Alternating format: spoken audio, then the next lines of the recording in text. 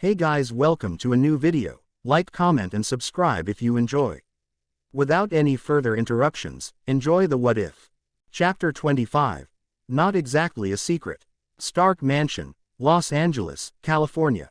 January 28, 2007, 0930H local. Okay. New rule. Naruto cooks every time he's here. Pepper moaned out when she tasted Naruto's version of English breakfast. She had no idea how Naruto converted their half-cooked meals to one of the most glorious meals she ever had. She finally understood why Shokugaku is hauling cash. With Naruto's recipe, everyone would be tripping over themselves for it. Seconded. Tony said vehemently. If he's cooking, call me anytime. Rhodey said, how the hell did you make freshly squeezed OJ this good? While everyone was praising Naruto for his cooking, he's sitting on the corner of table pouting while eating. He can't believe Pepper would ban ramen. As they were eating, Happy decided to walk in, looking a little pissed. So I just got off talking to Kate, do you know what she said? Happy said to Tony while holding his phone. Who's Kate? Tony asked. Being a rich ex-playboy really makes it hard to distinguish female names sometimes. Kate Macer, Happy said, expecting Tony to remember her. You know, Assistant Director of the FBI Kate Macer. Tony still didn't recognize the name. Happy hated to continue, but he wanted Tony to remember her to make the following conversation easier. 2K turn of the century party, redhead in a black dress. Happy finally said, reminding Tony of the night they met and supposedly had a one-night stand. Damn, the one who looks like a model. She's AD now, Tony asked, unintentionally slipping more than he wanted to say, which caused Pepper to slap Tony in the arm and give him a disapproving stare. Anyways, Happy continued, hoping to continue the conversation. He served himself some breakfast. She said there are no spooks assigned to you guys or your house. That includes the CIA, NSA, Homeland, and DOD. She's going to send someone to look into it, Happy said before taking a bite of the eggs and bacon. Damn, this is good. Rhodey, try to find something on your end. I don't want anyone else to know about Morgan, Tony said seriously. No problem. I have some Black Ops contacts. Maybe it's something from there. Rhodey replied. Being a relatively high-ranked personnel, he acknowledges that the military and other agencies are always doing questionable stuff. Tony also has some experience with Black Ops since they first test a lot of his projects. Why don't you let me handle them? It'll only take a few minutes, Naruto offhandedly suggested. Come on. It's one thing to take our mob thugs by surprise, but dealing with trained agents, that's a whole other ballpark, Rhodey exclaimed. His pride doesn't want to concede that some guy would be able to hold himself against rigorously trained agents. Wait a second, I saw what he could do. If no one officially sanctioned the guys surveilling us, Naruto could take them down now and ask questions later. Tony explained. He was seriously considering sicking Naruto against those guys. There's no one taking down anyone. We are going to finish this nice breakfast and let that FBI AD handle the situation, Pepper said, chastising everyone while adding a little bite when referring to the Kate Macer. Pepper faced Naruto and asked, so what got you in a rush the other day? Oh, I got a date, Naruto said with a wide smile. You ran out of the house in a hurry to get a date. Why the hell did it take you a day and a half to get a date? Tony asked incredulously. Well, there was an emergency I have to look into. That took me around a day to straighten out, but by the end of the day, I got a date. I've meant to ask her out for some time, but responsibilities got in the way, Naruto explained. So, you knew her for quite a while? Pepper asked, suddenly interested in the conversation. Not exactly, it's more of an, I know of her, kind of situation, but we already met personally before. She hot? Rhodey asked without tact. Oh yeah, definitely, Naruto answered with a grin. But it's more than that.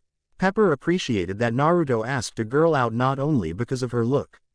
She can hurt you more ways than you can imagine. The woman can defend herself. That's when Pepper knew she spoke too soon. What, is she a cop or a soldier? Happy asked. Nope, Naruto answered with a mischievous smile. Pepper had that bad feeling again. Every time she saw Naruto with that smile, she just knew another headache is coming her way. She's a spy. Yup, that migraine is going to hit her hard. Rhodey, who decided that it was the right time to drink some OJ, spat everything behind him and went into a coughing fit. How the hell did you meet a spy? Tony asked, completely ignoring his best friend's predicament. Remember how I said I lost all my stuff on the way to Vegas? Yes, Tony drawled out. She's the one that gave me a ride to Vegas. She was on vacation doing something in your company. Naruto casually answered. This time, it's Tony's turn to take a double take. You mean there was a spy in the company, and you didn't tell me? Tony said in mock seriousness. Get over yourself. You know you have spies in your company. I bet you even know them. Naruto said before facing Pepper. Quick, how many spies are there in all your US-based main company facilities? 127, Pepper said, a little shocked. How the hell can someone know that they knew about the spies? A whole new secret division had been made just to keep that a secret. Naruto then faced Happy and asked, how many are corporate spies? 96, Happy replied. If Pepper has no problem revealing what they know, there's no way he would raise a fuss now. Wrong. Only 84 of what you know are corporate spies. Other countries sent the rest. Naruto said. That revelation concerned Pepper. How can Naruto know what they do and don't know? But the revelations are not over. On top of the 127, there are also 33 deep cover spies that you haven't discovered yet. As for the whole Stark conglomerate, there are 2,866 spies in total. The one I asked out for a date, she just went in and took care of a deep cover spy from China you didn't know about. I say that's a positive mark in my books. Naruto finally finished, leaving everyone gobsmacked. Rhodey was the first one to recover. He immediately stood up and drew his gun, aiming it directly at Naruto, who just kept eating. Who are you, and what did you do before? Rhodey asked. If the man is as skilled in combat as Tony makes him out to be, he can only be three things: ex-special forces, mercenary, or an operator, which is a more combat-oriented spy. All of which doesn't precisely inspire relaxing thoughts in their current predicament. Pepper rapidly pulled Morgan away from the unfolding situation. Her only thought is to keep her safe. Tony and Happy are trying to defuse the crisis to keep them from escalating. As I said before, I am Naruto Uzumaki, and I was a freelance contractor. Naruto answered slowly. Freelance contractor is another term used for mercenary or assassin. Rhodey stated while getting a little more twitchy-fingered. Everyone is now seriously worried about what would happen next. Damn, is that what that means? I guess that's why my date was tensed when I said that. Naruto mused. Rhodey saw that Naruto's attention is slipping off from him, so he snapped his fingers to get it back again. Oh, hey, where was I? Freelance contractor. Happy helpfully added. Right, Naruto said while giving Happy an appreciative nod. I really was a freelance contractor. Like I would do almost any job. From menial tasks like house cleaning and face painting all the way to the harder ones like search and retrieval and bodyguard jobs. Hell, one time, I helped build a bridge while protecting a drunk architect. Good times. Naruto finished describing his job description while having a nostalgic look on his face. What the hell kind of job is that? Rhodey asked, not thinking there's a job that does all that. Told you. Freelance contractor. Naruto answered while looking at Rhodey like he's stupid. So you did bodyguard jobs. Is that why you approached Tony? Rhodey asked, still trying to figure out Naruto. Nope, didn't even know him then. I just figured out who he is when I traveled. Happy decided to ask something that's been bugging him and Pepper. Rhodey already started asking anyway. How did you find out about the inner workings of Stark Industries? 2 words. Drinking game. Naruto said like it explained everything. When he saw no one got it, he continued. A lot of your employees are lightweight. I met some during my travels. When I figured out they work for you, I decided I want to know, ask more questions. It kind of spiraled from there. Pepper latched on to what he said and said, no one would just tell you sensitive corporate secrets. Hey, people just kind of trust me. I'm still staying here, am I? Naruto stated the obvious. He got you there, Tony said towards Pepper, which just irked her. With all that cleared up, Rhodey put that gun away. Everyone sit down, and let's eat before the food gets any colder. Quote. Rhodey holstered his gun but still looking at Naruto warily. Pepper sat Morgan back on her chair and thought about how can it be so different from just adding one person in the scenario. Happy is thinking about what Naruto said about the spies in the company. So now everything has chilled out, we can now discuss something more important, about someone's date with a venerable super spy. He said, oozing with giddiness. So, what's your plan? I don't know. I've only been on a few dates, and my knowledge doesn't seem to apply this time. What? That won't do for my business partner. Let me give you some advice. Tony sagely said while pushing Naruto out of the room. There's no way in hell he'll discuss these things in front of Pepper. Pepper saw how excited Tony was and knew immediately that it would be a recipe for disaster. James, can you just go with them? Don't let Tony get overboard. Pepper requested. On it, Rhodey said before standing up and following the pair. Triskelion, Washington, D.C. January 28, 2007, 1300H local. An older man in a suit is pacing back and forth inside the director's office in the Triskelion. His anxiousness visible for everyone to see. His name is Alexander Pierce, the current secretary of the World Security Council. He's a 5'10", 75 years old, Caucasian man, with dirty blonde hair and blue eyes. He worked for the State Department, where his work led him to be a candidate for the Nobel Peace Prize, which he turned down. His impressive resume fast-tracked him to be a secretary for the World Security Council. He used his position to nominate Nick Fury as the new director, which formed some type of friendship between the two. But of course, there are always wolves dressed as lambs. Pierce is secretly an undercover Hydra agent recruited during his time in the State Department. He's the highest positioned mole of Hydra in the SHIELD and the U.S. government. His job is to subtly recruit agents for Hydra as well as ensure the organization is hidden until they are ready to show themselves. The reason Pierce is in Fury's office is that he heard that his private jet has landed. The fuck-up in Budapest already cost them Bloom, one of Hydra's most effective finance administrators, and now he heard they have nothing to show for it. He was the one that alerted the Hydra's High Council about Romanoff's impromptu mission. The council immediately pounced on the opportunity to grab Romanoff in hopes of finding out who the information broker called Nine Tails is. His sources told him about Romanoff, Barton, Coulson, and even Fury himself knowing who the Nine Tails himself, with Romanoff being the most likely. Fury supposedly saw a photo of the Nine Tails face, but there was only one copy and it is heavily guarded. The whole plan in Budapest was to capture Romanoff and force her to tell them what she knows while using Barton as a bargaining chip.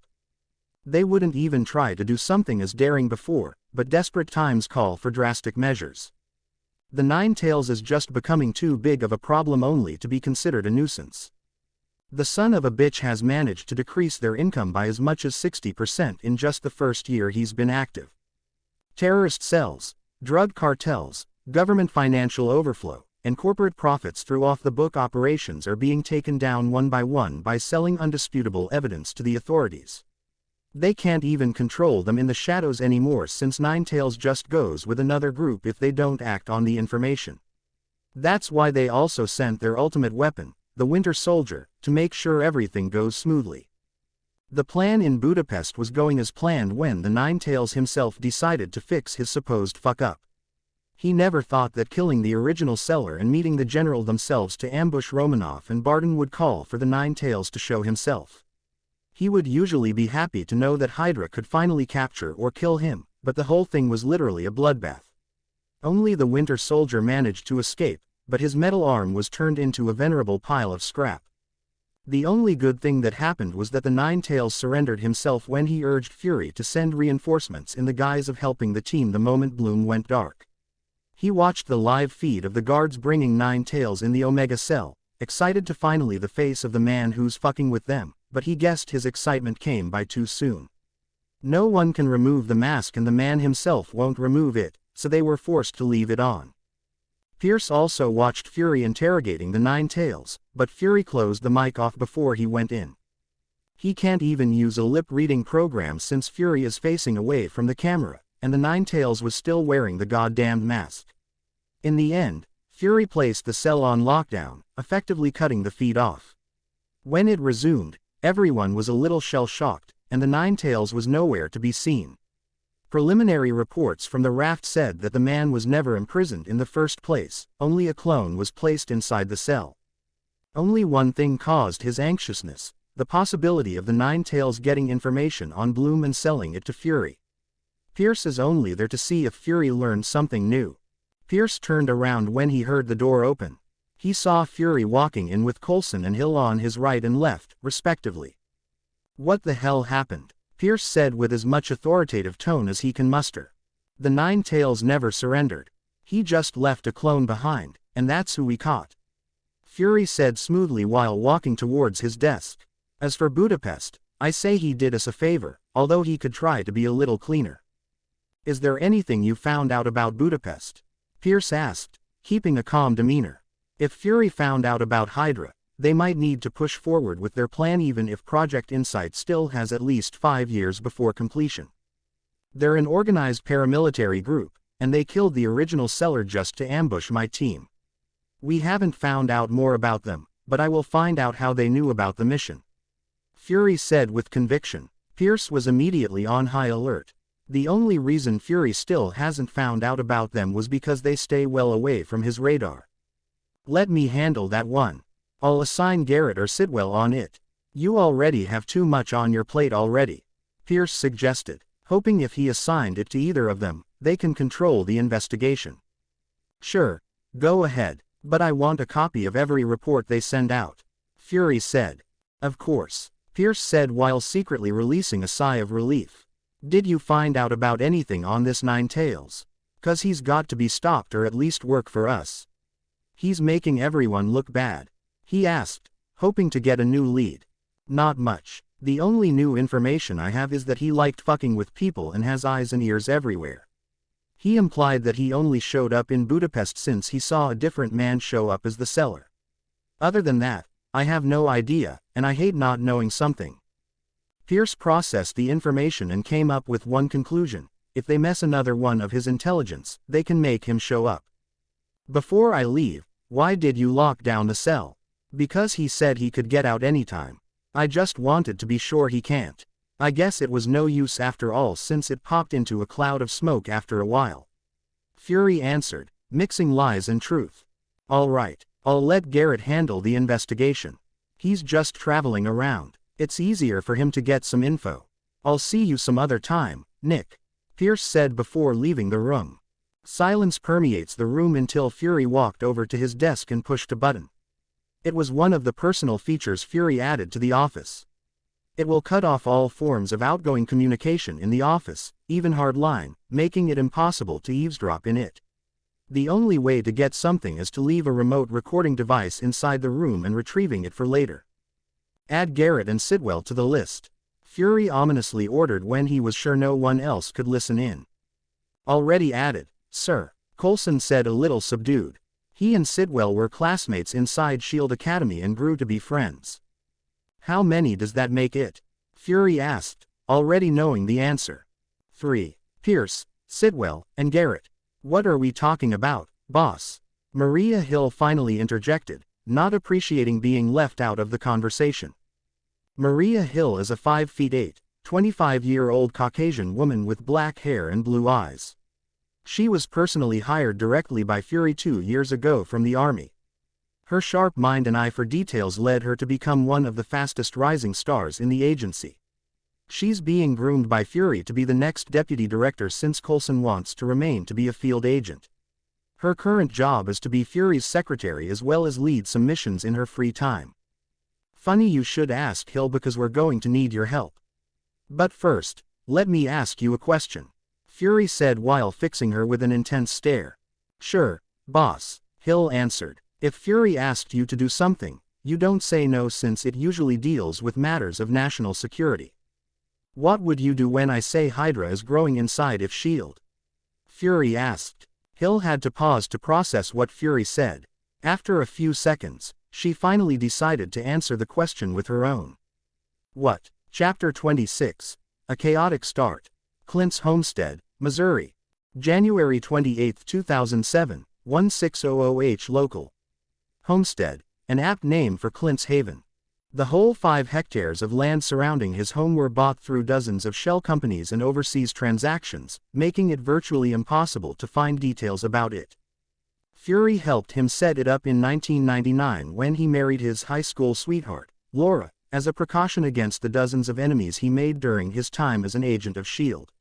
The house itself was built using his own hands through a year of hard work. The barn and storage shed followed close after. As for the farm they have planned, that's still up in the air. His erratic workdays make it virtually impossible to maintain it. The only reason the house was still standing was because of Laura.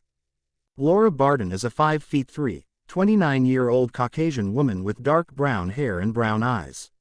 She and Clint have already been dating since they were 14. Since then, she knew that being with Clint would be a daunting task, and it proved to be correct, but the love they had for each other made it possible to weather through the challenges and made the best of the situation. She can honestly say that she is happy with how her life turned out. Clint considers Laura as some kind of a martyr. Having a family with a man who's gone most of the time is already a sacrifice, but living in a semi-isolated area for their safety, well, that's just crazy. That just made Clint love Laura even more. Their first real challenge was when Lila was born. Living in isolation would stunt her development. It's a good thing he worked for a spy agency cause Fury was able to set up solid false identities for Laura and Lila, making it possible for Lila to attend classes safely in the coming school year. Clint is now landing in an open field in front of his home. Recently, he's been using a decommissioned Quinjet to come home. It's stealthy, fast, and, most of all, untraceable with only a push of a button. A heavily pregnant Laura was playing with Lila in the living room when she saw through the window the telltale signs of an invisible plane landing on the field. She still can't believe that technology has already progressed that far no matter how many times she saw it. Excited to meet her husband again, she urged Lila to meet him at the door. "Come on, Lila, let's meet, Daddy," Laura said with a smile. Lila immediately stood up and bounded towards the door with her mother not far behind. Lila stopped at the door and impatiently waiting for her mother, remembering that she shouldn't be opening the front door without her parents' permission. "Go on," Laura said, giving permission. Lila opened it without a second wasted and went outside. Clint was walking down the path when he saw the door open, revealing Lila and Laura, causing him to smile involuntarily. "Honey, I brought a guest," Clint said, pointing at Natasha not far behind him carrying a small suitcase. Ever since Clint first brought Natasha to the homestead, she had been staying there when she can get to the point that they gave her a room. Nat and Laura immediately hit it off even though they have different life experiences. Lila jumped to Clint's arms the moment he stepped on the porch, and Laura gave him a kiss and a hug, which they kept PG entirely. Laura then walked over to Nat and hugged her. "I thought you wouldn't come home for another 2 weeks," Laura asked while hurting them all inside. She's happy that they're home early, but it usually means they were in a hard mission, and Fury gave them time off. "It's a long story. We'll tell you about it over dinner. But for now, I want to change into something more comfortable," Clint said, referring to the combat gear he's still wearing. Natasha already changed into her casual wear before leaving Washington. "Come on, Lil, help Daddy choose what he's going to wear." Clint then carried Lila and his duffel bag up the stairs. Laura waited for a while to make sure Clint is in the bedroom before leading Natasha to the kitchen. "How close were you?" Laura asked Natasha with a hint of fear in her voice.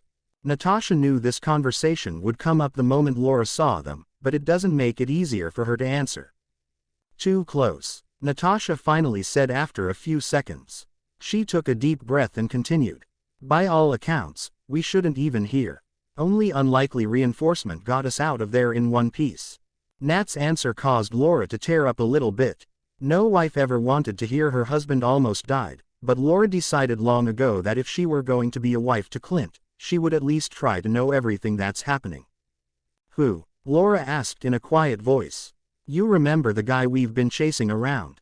"Naruto?" Natasha asked. Laura nodded, remembering how stressed out Clint every time he comes home. "That's one of the reasons why Cooler has been conceived. He's the one that came to help. Apparently, he doesn't want when the info he sold went bad." Clint would probably tell a more subdued version, but overall, everything just got more complicated. Clint and Lila came down a few minutes later. The family decided it's better to have an early dinner. Clint and Laura prepared the meal, just enjoying each other's company while Natasha and Lila are playing in the living room. As expected, Clint told a heavily censored version of what happened over dinner while giving a hint at parts he can't explicitly say, like Hydra agents in S.H.I.E.L.D. and the captain being possibly still alive. The conversation moved on to lighter topics as the meal continued forward. After finishing the meal and cleaning up the table, Lila moved to the living room to watch some TV while the adults set up on the island so they can still keep an eye on her. Ask Nat what's her plan tomorrow. Come on, ask her, Clint said, urging Laura. His demeanor was battling between annoyance and excitement.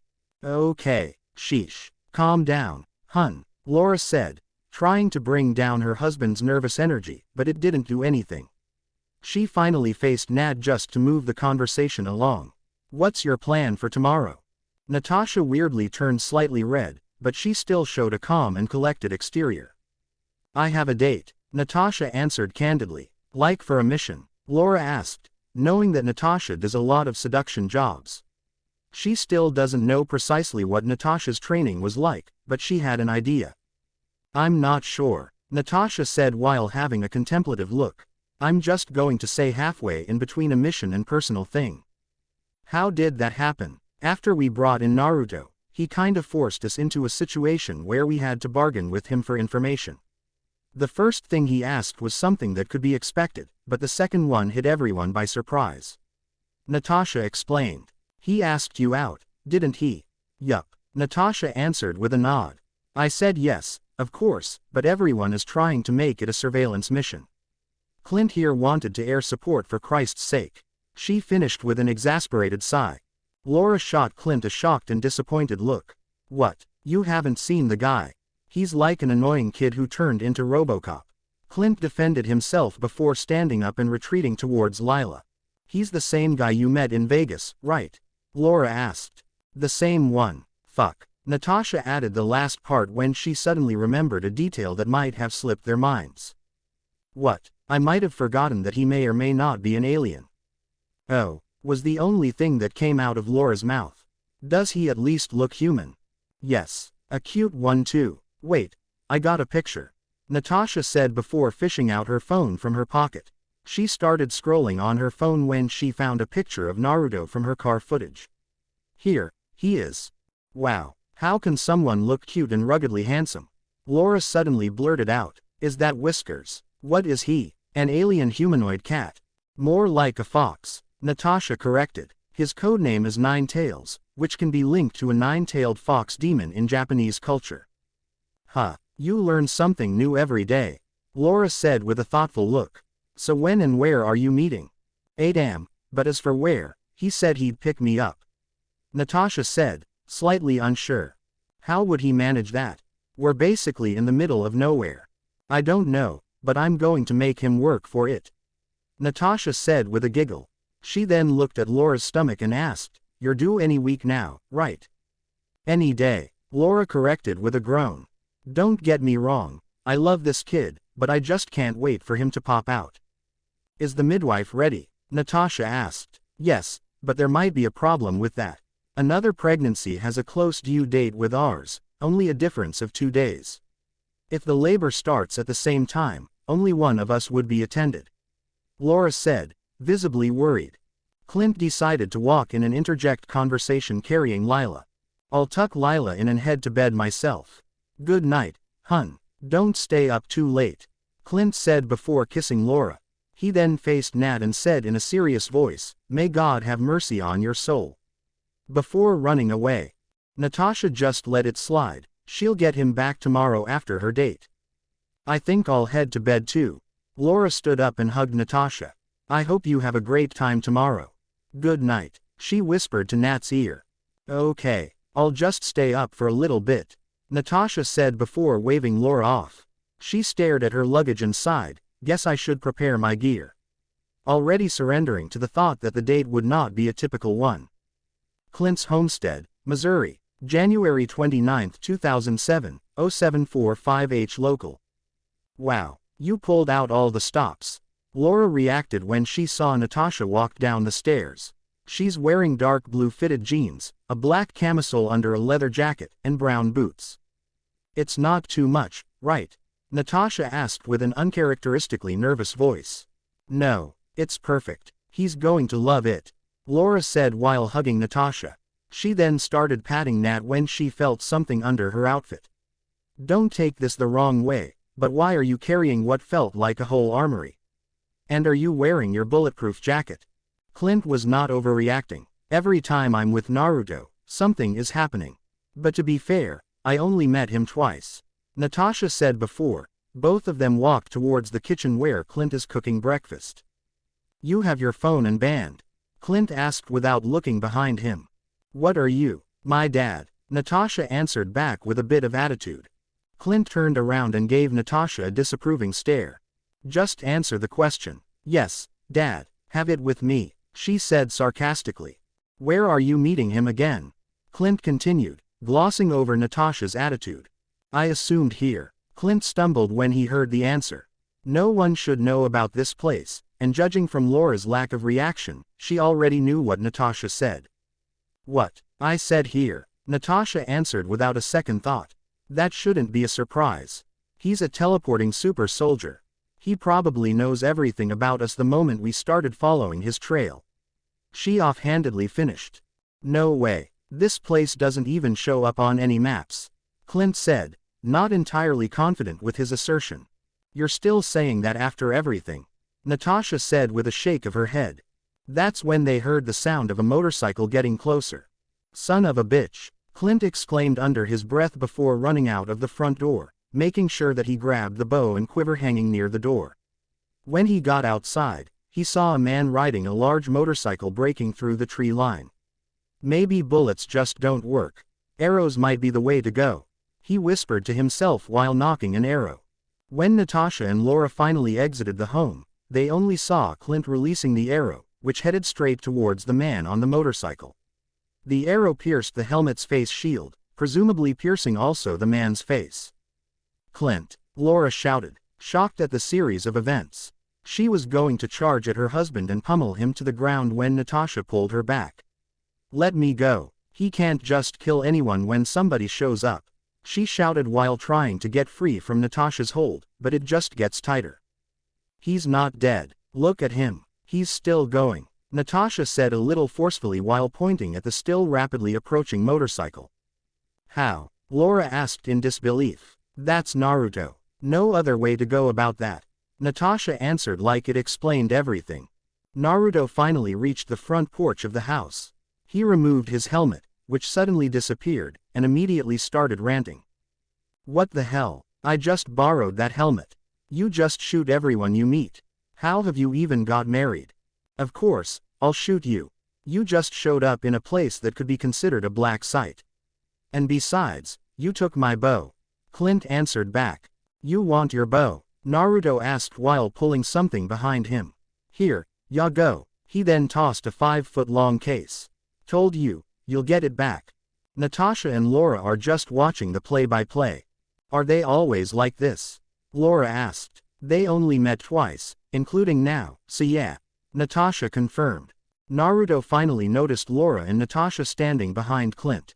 He was immediately mesmerized by Natasha. Wow, you look great, Naruto said seriously. Thank you. You don't look too bad too, Natasha complimented back while eyeing Naruto. He's currently wearing navy blue jeans, a white shirt with fox prints covered by a burnt orange jacket, and brown biker boots. The jacket accentuated his broad shoulders. This is for you, Naruto said while offering Natasha a bouquet of assorted flowers with a box of Hiraishin kunai in the center. The knives are special. Just throw it anywhere, and I'll know when you're in trouble. I guess those would be more useful than chocolate. Thank you. That's sweet of you. I'll just place it inside, she said while pocketing a Hiraishin kunai. I might need this later. Natasha then went inside. You must be Laura. I'm sorry for coming by unannounced. I hope you can accept this as an apology, Naruto said to Laura while rolling over a mammoth cooler that he retrieved from somewhere behind him. These are all ready-to-eat meals. By the way, Clint and Fury did an excellent job of hiding you. Thank you, I guess, Laura replied awkwardly. Natasha exited the house again a little more excited. Let's go, she said, pulling Naruto towards the bike. Where are we going anyway? It's a surprise, Naruto said with a grin. He then handed over an all-black helmet towards her. Safety first. How do you do that? Natasha said, taking the helmet and fixing it on her head. Do what? The taking something out of thin air thing. Trade secret. We have a lot of time to get to know each other. Naruto answered before he spotted Clint opening the case. Come on. We want to be far away from here when he sees what's inside. Naruto said while quickly riding the motorcycle. Natasha didn't even try to question him and mounted the bike behind Naruto. Grab onto something, Naruto advised before rushing away from the house. When they're around 100 meters away, Natasha could faintly hear Clint shouting something about his bow being pink. She giggled uncontrollably, immediately enjoying the start. Naruto rode hard until they reached the tree line where they suddenly disappeared, bike and all. Chapter 27. The Date Part 1. Rome, Italy. January 29, 2007, 1515H local. That's even worse than the first time, Natasha said to no one in particular, but Naruto heard it through the microphone and sound system built into the helmet. Ha ha ha, you took it a whole lot better than when I first experienced it. I puked my guts out, Naruto confessed while laughing. And you used it without telling me first. I'm wearing a helmet, think about it for a second, Natasha chastised. Naruto did as she asked, and it doesn't paint a pretty picture. Wow, that's bad, I'm sorry, Naruto apologized, properly chastised. Just remember next time, Natasha instructed. That's when she decided to look around the surroundings they're riding through. She noticed that the old buildings and classical architecture not found anywhere in the US. Are we in Rome? Yup, I found the second greatest food after ramen at a restaurant around here when I was traveling. I'm bringing you there, Naruto said, visibly excited while maneuvering around Rome's side roads. Wow, you're pulling all the stops, Natasha teased. Of course, I have one shot to impress the lady, Naruto declared vehemently. Natasha couldn't help but laugh at Naruto's enthusiasm. And we have arrived, my lady, Naruto said in an aristocratic voice before stopping in front of a small restaurant. Natasha dismounted the bike and removed her helmet. She was fully expecting Naruto to bring her to some fancy restaurant to impress her, but this is a whole lot better. She turned around and saw Naruto locking the bike. That's when she noticed something. What make and model is your bike? I don't recognize it, Natasha asked, genuinely interested. One of her hobbies that doesn't directly relate to her job is working on her bikes. She loves how she can build up a monster of a motorcycle and being able to tame it. It's like a cathartic experience for her. Built it myself, Naruto answered like it wasn't a big deal. He started building the bike when he was in Japan and saw a motorcycle racing tournament. The moment he saw those high-speed two-wheelers, he was hooked. He bought 5 different bike models: Honda CBR 1000RR, Kawasaki ZX10R, Suzuki GSX-R 1000, Yamaha YZF-R1, and finally, Ducati Supersport 1000DS. He had teams of clones disassemble and reassemble all of the bikes, trying to understand how each of the parts works. It took 3 months before the clones are satisfied and dispelled, giving him all the knowledge on how the bike works. He used his knowledge of the parts, and the incredibly versatile chakra metal to create the ultimate superbike. Even now, when a new superbike comes out, he buys it and studies it, looking for any ways he can improve his bike. You built that. Where did you get the parts? I can't recognize most of it, Natasha asked, her enthusiasm rising. You shouldn't, Naruto offhandedly said while calling Natasha over to analyze his bike. When she got closer, she noticed that she couldn't even identify the material. I started from scratch, studied every bike I can get my hands on until I have an idea on how to build my own. I made everything myself, including the nuts, bolts, engine, suspension. The whole thing is customized to my specification.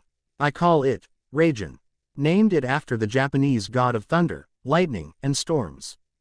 If it were possible to orgasm at just the thought of the superbike, Natasha would have done it multiple times at this point. What are the specs? Natasha asked quietly, excited and afraid at the same time to hear the answer. Naruto's grin just got even more feral, which weirdly attracted her. Raijin is an 8-cylinder, 3000 ccs, 1000 horsepower beast of a machine that can go from 0 to 100 km per hour in 1.5 seconds flat and has a top speed of 500 km per hour. Naruto answered probably. Of course, all of those are without the Fuinjutsu enhancements activated, only the chakra needed to transform the properties of the chakra metal are currently running through it. He still hadn't tested how much the Fuinjutsu improvements would affect the superbike. As for the fuel, it uses premium gasoline, but it can also run on chakra input. Natasha is practically drooling. The bike Naruto made is probably the most powerful street-legal machine ever built, and that includes cars. The only more powerful street-legal vehicle she can think of is the 1001 HP Bugatti Veyron, and this bike can make the Veyron look like a freaking beetle. On our next date, you're going to help me build one of these. Natasha said with conviction, only realizing what she said after causing her to turn slightly red. So there's a next date. That's good to know, Naruto teased with a wide smile. He then took Natasha's hand and pulled her gently inside the restaurant. Come on, we'll miss our reservation. Natasha saw a typical family restaurant set up on the inside. A few tables and chairs here and there, corner booths for a more private setting, a wine rack, and an open view to the kitchen. There are only around 10 employees inside, including the cooks and waiters milling around. A lot of natural lighting is used, which makes the whole ambiance more open. Naruto walked to the receptionist and spoke in fluent Italian. Mi scusi, ho una prenotazione sotto il nome di Volpe. Excuse me, I have a reservation under the name Fox. Naruto said politely. Certo signore, fammi controllare per un momento. Of course, sir. Let me check for a moment. The receptionist replied while opening the reservation book. Mentor si se, puoi dirmi se Leon è dentro. While you're at it, can you tell me if Leon is inside? Naruto asked. The receptionist looked a little surprised that someone knew her boss, but she just answered it like a professional. Si signore, è nel retro. Yes, sir, he's in the back room. She answered before finding a 3:30 reservation for Volpe marked with VIP. Seguitemi signore, abbiamo uno stand riservato per te. Follow me, sir, we have a booth reserved for you. The receptionist said while leading them to a secluded box at the back of the restaurant. Eccoci qui, un cameriere sarà con te a breve. Here we are, a waiter will be with you shortly. She then walked away. I didn't know you speak Italian. Natasha said, impressed. You pick up a lot of things if you have as much free time as I have. Naruto confessed. You still have a lot of free time, even while running your other business. Referring to Naruto's information brokering and mercenary venture. Yup, the network pretty much runs itself while the hands-on part just happens from time to time. Naruto explained. You should probably text Coulson or Fury. Why? Not really wanting to let Shield be in her business. Because the jump from Missouri to Rome might have destroyed that watch of yours. Naruto answered while scratching the back of his head. Natasha immediately checked over her watch and saw that it's not moving. She removed it from her wrist and checked the inner mechanism. The moment she opened it, she saw the fried circuits and a part that doesn't belong. Fuck, I'll kill them. I told them no mics. Nat angrily mumbled to herself. She doesn't know if she's worried or happy that the band was destroyed. Natasha pocketed the watch and retrieved her phone. She texted Coulson that everything was okay, and they shouldn't panic but not adding their current location. She wants them to work for it. That's when a man walked over to their table. He's a 6'2" Italian man with receding pepper-colored hair, brown eyes, and trimmed beard. He also wears a black coat and dark-colored glasses that are perched at the tip of his nose. Natasha stared at the man, trying to remember him. She knows that she met him before but didn't remember when and where. Naruto, you didn't tell me your date is the beautiful Senora Vadova. The man said with a knowing smile. Natasha quickly reassessed the situation. She rechecked the entry and exit points as well as the possible number of hostels. While Natasha is formulating an exit plan, the man and Naruto just kept on talking. Awesome, right, I can't believe she said yes. Naruto said while smiling. still not recognizing the fact that he essentially blackmailed her into saying yes. "How are you anyway, Leon?" he asked the now identified Leon. The mention of the man's name snapped Natasha out of her musing. She recognizes the name. Leon was a New York-based hitman that did several hard jobs that made him a legend in the community. Apparently, reports of his death 7 years ago are exaggerated. "I'm doing great. The info you gave me 2 months ago helped a lot," Leon answered. He then faced Natasha and gave a small bow. "Pleasure to meet you, Signore Romanoff. I assure you that I am out of the game for a long time. Besides, Naruto here is a friend, and it would be a shame for his date to end abruptly," he reassured with a smile. "Nice to meet you too. I see that you are alive and well. Naruto surely has a wide range of friends," Natasha cautiously said. She has no idea if she would report this to S.H.I.E.L.D., but personally, she would just let him be. Leon laughed a little, recognizing that Naruto has a weird collection of acquaintances. "So, what would it be?" Leon asked their choice of meal. "I'll have a caprese with bread and a glass of Chardonnay," Natasha answered without pause. She already decided what she wanted to have when she learned that they are in Italy. "And you know what I'll have? Just add a margherita pizza and tiramisu to share." Naruto added his order. "Carpaccio and spaghetti alla vongole with sparkling water." "Got it," Leon stated for confirmation before walking away. There was a small stretch of awkward silence between the two, probably because they have no idea where to start the conversation. Natasha only has been on one real date in her life, which abruptly ended when her date ran away scared. As for Naruto, he has only been on dates with one girl, and they already knew each other for quite a while. Natasha decided to throw caution in the wind and ask the question that's been bugging her for quite a while.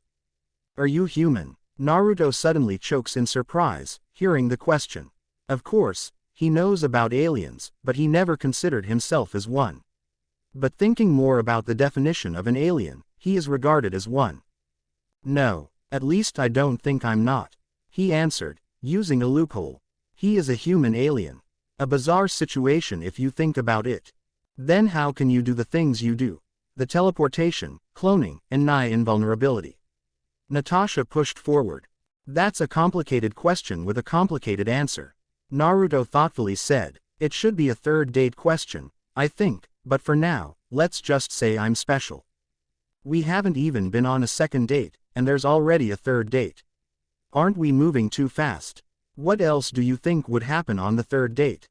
Natasha teased this time.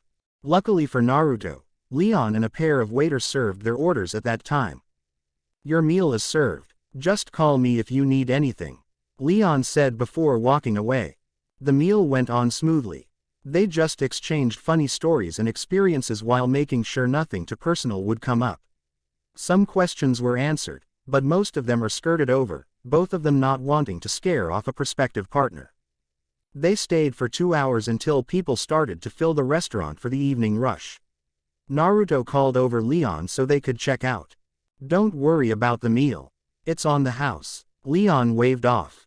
"Thanks, Leon. I'll see you next time," Naruto said without fighting back. "Thank you for the meal.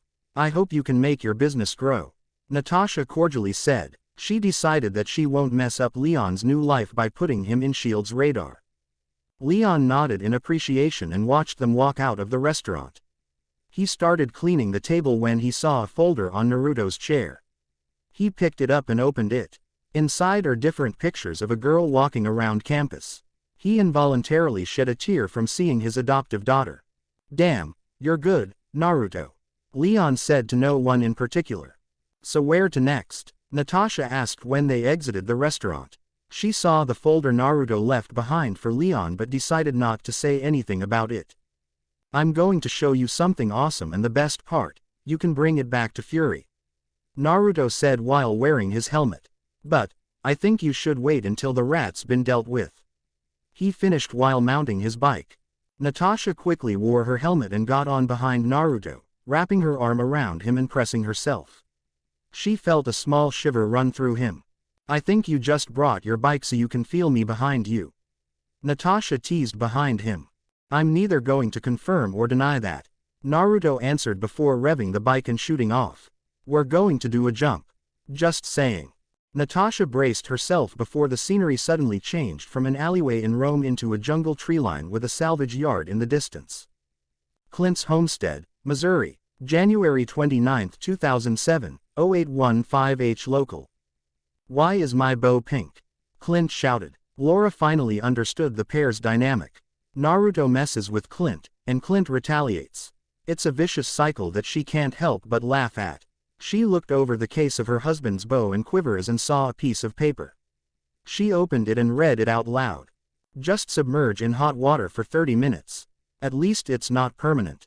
She said the last part to her husband with a comforting smile. I'm just going to use the bathtub, Clint said with a sigh. He placed his weapons inside the case again so it can be carried easier. Come on, hun, let's go inside and have breakfast. Clint saw Laura frozen in place, a little scared. Hun, Laura. He tried to get her attention. When Laura snapped out of her stupor, she faced Clint and said, My water just broke. Chapter 28. The Date Part 2. Durban, KwaZulu-Natal, South Africa. January 29, 2007, 1830H local. Where are we? Natasha quietly asked. Somewhere near Durban. Naruto answered with a shrug. South Africa. What are we doing here? Natasha continued, still confused about what they are doing there, until she started to connect the dots. The salvage yard in Dunbar is the base of one of the most successful black market weapon sellers, Ulysses Clow. Shield can't even touch him since a lot of influential politicians in Africa and Asia avail his services. Rumor has it that most of his income comes from a heist he did 15 years ago. Shield has no idea what he stole, but it can't be good based on the money trail they were able to dig up. Most of the items went towards illegal research companies, and when they raid those places, they always evacuate the materials first instead of the leaders or researchers. That alone shows how important those are. Are we here for Ulysses Clow? Natasha asked slowly, hoping that Naruto would just spell out what's going to happen. She rarely operates when she has little to no plan. It's just a recipe for disaster. Hey, you know him. This is going to make things a whole lot easier, Naruto exclaimed while still not getting her hint. Just tell me what we're going to do, Natasha finally said, getting straight to the point. Oh, Naruto whispered. Natasha thought she would finally get some details until he heard his answer. We're waiting for someone. They should be here any minute now. Natasha is getting frustrated. The mystery works when it's part of their regular date that involves going halfway around the world for brunch in an ex-assassin's restaurant. But when it entails a slightly psychotic weapons dealer, it just isn't advisable. They were waiting near the edge of the forest for 5 minutes when the trees rustled. The movements of the trees are becoming more pronounced until they are practically swaying violently, similar to when a helicopter is hovering overhead. Natasha was still trying to find the source of the disturbance when she heard Naruto say in a bored tone. Damn, they're finally here. Right after Naruto's statement, a trapdoor seemingly appeared 70 meters high up in the sky out of nowhere and opened. A black object rapidly dropped from it and landed 3 meters away from them. Natasha stared at the object until it stood up. That's when she realized it is not an it but a he. The object is actually a man wearing a black overall with silver accents and a cat-like helmet. Natasha's mind is in overdrive, running through her mental database, searching for anyone who has successfully built an active camouflage system and can create a super soldier. The super soldier idea came from single evidence. The guy just dropped from 20 stories high and stood up like it was nothing. The man walked over closer and stared at her for a moment before looking at Naruto. The solid white eyes of the helmet are slightly unsettling. Naruto dismounted the bike without her dismounting first. She noticed that the motorcycle kept itself upright even without the stand. It just gets more amazing the more she knows about it. But she needs to focus on the situation at hand. Natasha also dismounted the motorcycle and positioned the bike between the two probable super soldiers and her, giving her some semblance of cover while she draws her weapons. If the situation they are in turns sour, she needs to be able to respond quickly. The man and Naruto stared at each other through their helmets. Natasha could feel the tension skyrocketing until both of them laughed hard. They removed their helmets simultaneously and hugged each other. Natasha felt so stupid for not predicting that Naruto is already a friend to a super soldier. How's the flight? And where's Okoi? I never saw you without her nearby. Naruto asked after they were done hugging. It was good, all clear skies. As for Okoi, she's finding a landing spot. Wakabi is with her. The man answered, his smile dropping a little. How about you? I see you're doing well for yourself. He said the last part while glancing at Natasha. Ha ha ha, I wish. This is our first date. Let me introduce you guys. Naruto said with a laugh. They both walked closer to Natasha with Naruto leading. Nat, this is the crowned Prince T'Challa. The Black Panther protector of Wakanda. T'Challa, meet the beautiful and deadly Natasha Romanoff. The Black Widow. He introduced them with a smile and a small amount of theatrics. Natasha removed her helmet during the introduction when she heard the man's name. T'Challa, the prince of an impoverished nation of Wakanda. Well, apparently not so impoverished if everything she says is true. I'm sorry about the surprise. Our friend here probably wants to give you a more exciting activity. Instead of maybe skydiving or laser tag, he decided to bring you in a matter of national security and secret. T'Challa said with a bow, while not forgetting to send a jab to his friend. Natasha couldn't help but smile at T'Challa's assertion. Naruto is certainly a bag of surprises. No problem. Naruto somehow just finds a way to turn someone's worldview around. Natasha greeted back. T'Challa gave one last bow and faced Naruto. I see you have finally finished your bike. He said while checking over the Raijin. The elegant black motorcycle with burnt orange accents certainly looks intimidating. I want to see which is faster, mine or yours. We should race when we get back. Nobody would be racing anyone until His Highness settles our current predicament. A voice answered from some distance away. Everyone turned around to look at where the voice came from, and they saw a pair of man and woman walking towards them. The man is wearing a blue cape with a sword at his hips, and the bald woman is wearing red armor while carrying a spear. The woman is observing Natasha, like ascertaining if she was a threat. Okoi, Wakabi, what took you so long? Naruto asked animatedly. Naruto. Both greeted him with a small bow. Don't be like that, we're going to be a team later, so you guys need to loosen up. Isn't that right, Nat? Naruto let out loudly, trying to pump up Okoi and Wakabi. I still have no idea what we're doing, so I'm not going to weigh in on this. Natasha answered with a small shake of her head. Naruto looked a little disappointed and looked at T'Challa for support, but he just got more dejected when he heard his answer. The bruises she gave me 2 days ago are still there. You're on your own this time, my friend. T'Challa said with a smile. You guys suck. Naruto answered with a pout before looking to Wakabi. You should be the happiest of all. We're going to take down the last half of the reason why your father died. He said in a slightly serious tone. The last half? What are you talking about? Wakabi asked while taking on a more dangerous tone.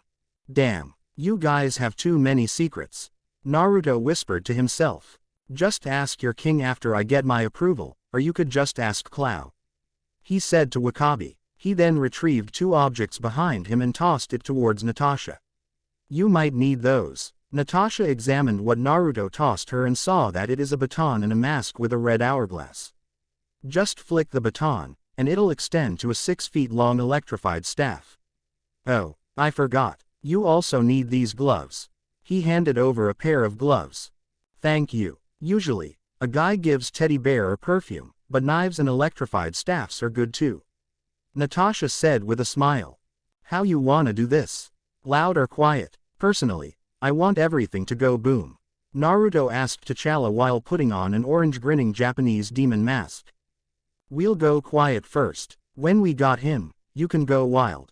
Okoi would be air support. Wakabi, go with her. T'Challa ordered while placing his mask. Wakabi was going to disagree with his orders, but a hard glare kept him in line. You're too close to what's going to happen, and you're not a stealthy fighter. And he can. Wakabi countered. Naruto decided not to answer, but instead, he just slowly disappeared like he is gradually getting more transparent. As soon as he was gone, everyone heard a disembodied voice coming from everywhere. I can be stealthy if I want to. Wakabi shivered, slightly fearful.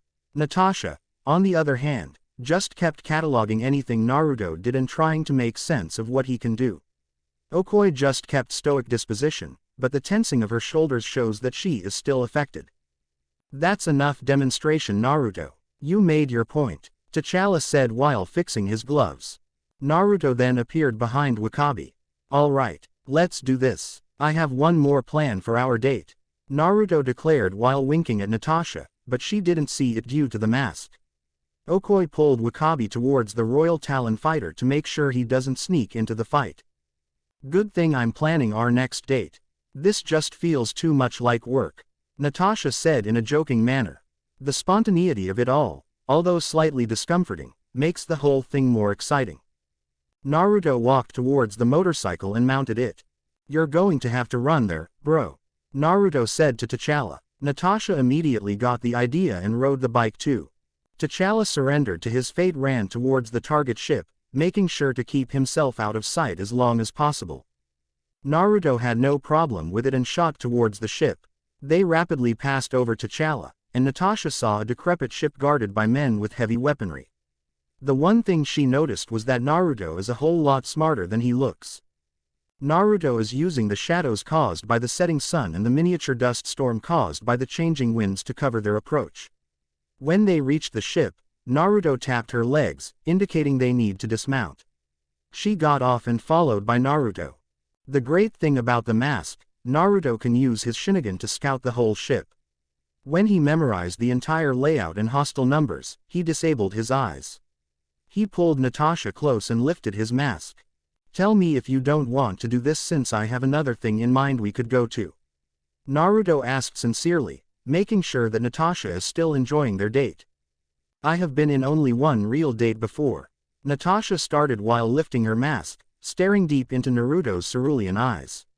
So, I'm not an expert, but I can honestly say that I'm having more fun than I have in a long time, she finished sincerely. Naruto couldn't help but feel a wave of attraction hit him during that moment while staring back at Natasha's green eyes. Motherfucker. Go for it, Kurama's voice blasted in his mind. Naruto turned off the connection before the date started to make sure there's no distraction during the date, but the Biju banded together for Kurama to send the message. Naruto didn't bother arguing with Kurama and decided to follow his advice. He cupped Natasha's cheeks and gave her a chaste kiss. Natasha recognizes the fact that setting is not ideal for the first kiss, but hell, if it doesn't feel amazing. Maybe she's a little crazy for feeling this way for someone she barely knows. They were about to dive in for a more sensual kiss when they heard a throat being cleared behind Naruto. They both looked toward its direction and saw T'Challa leaning against the ship's hull. Oh, don't mind me, go on, T'Challa teased. Naruto is trying to find the appropriate answer, but he just settled on how he felt. I hate you. Natasha and Naruto replaced their mask and adopted a more professional personality. There are 155 guys on board. The target is in an office above the engine room. How would you like to do it? Naruto reported what he saw. One day I'm going to find out how you always do that, but for now, me and Ms. Widow are going to start at the bottom, and you're going to the top. Everyone would take out as many as they can while keeping everyone else in the dark. When one of us captures Clow, everyone will evacuate outside while Naruto gets a minute of fun. Any questions? T'Challa laid out the plan. When no one spoke up, T'Challa nodded, and they separated. Natasha finally noticed that the huge motorcycle they were just riding on is suddenly gone, but she has no time to ponder over it since they were nearing the entrance. She also has no idea how Naruto would get up there, but after everything she knows Naruto can do, she wouldn't be surprised that he can walk on walls. They both approached a hole in the hull, and T'Challa took a peek inside. He signed that 4 guys are standing guard at the entrance, and 2 guys are at a railing. He would take down the 2 guys upstairs while she would take care of the 4 guards. T'Challa ran inside the entrance and jumped 6 meters high and pulled himself towards his targets. While the 4 guys below froze for a moment, Natasha rushed in and hit the first guy in the face that immediately knocked him out. She followed it up by hitting the next 2 guys on the torso almost simultaneously. The voltage running through the staff must have been high since the attack dropped them immediately. The final guard is taken down with a well-placed jab at the man's face. When she was done, T'Challa is waiting for her to finish. I'm impressed. You're almost as good Okoi with a staff, T'Challa complimented. The duo blitzed through the ship, taking out everyone they encountered until they finally reached the office they were after. Inside is Cloud talking with someone on the phone facing away from them. Natasha took out her gun and placed it firmly on Cloud's head, which caused him to stiffen up. I have to call you back. I have an incoming call. Cloud said the other end of the line before turning it off and raising his hands slowly. I don't know who you are, but I'm sure we can work something out. He negotiated. Turn around, T'Challa said. Cloud slowly turned and saw two masked people, a man and a woman. The alarming thing was that one of those masked people is the Black Panther. Hey, Wakanda finally found me, huh? Cloud said with a maniacal smile. What are you going to do? Kill me? No, you're coming with us, T'Challa answered before placing something on Cloud's face that caused him to lost consciousness. You should open that shelf, Naruto suddenly said behind them, pointing towards an empty shelf. T'Challa nodded and pierced the wall. Naruto pointed him at using his vibranium claws. He ripped it open and saw hundreds of canisters of rock shards. Great, Bast, how did he take so much? T'Challa whispered to himself before contacting the Talon fighter. What are those rocks? Natasha asked. Vibranium ore, was Naruto's only answer. The answer to the question S.H.I.E.L.D. was looking for is stating right at her, and it doesn't look good. Thank you for watching. If you enjoyed the video, be sure to like, comment and subscribe, as well as checking out the author on fanfiction.net.